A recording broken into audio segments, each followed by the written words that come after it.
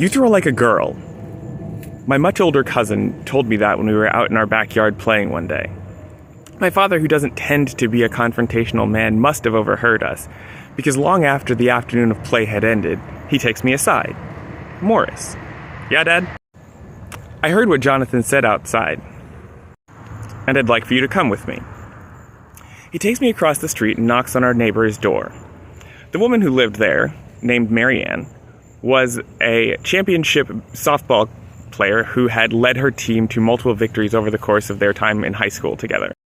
He asked if she would come out and throw the ball around with me for a little while, and she did, very capably demonstrating that despite the years that had elapsed since her time as a championship high school softball player, she still had it. After a handful of minutes of us throwing the ball around, she went back inside and my dad talked to me a little bit more. I can't remember exactly what he said because I was only 5 or 6 at the time, but the gist of what he said has stuck with me very closely over the course of the rest of my entire life.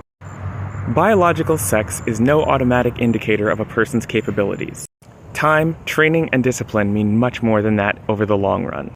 But much more importantly, the person who would use those criteria as an attempt to insult you understand neither themselves, you, or the population they are using as an insult. You would do very well to pity them, and heed them not a whit. I'm not a parent, nor do I ever intend to be one. But, for those of you who are parents, teachable moments abound, and lessons, even highly complicated ones at very young age, stick with the listeners. I know, I'm living proof. Toxic masculinity must die. And if you made it this far, like and follow. You could even share if you learned something.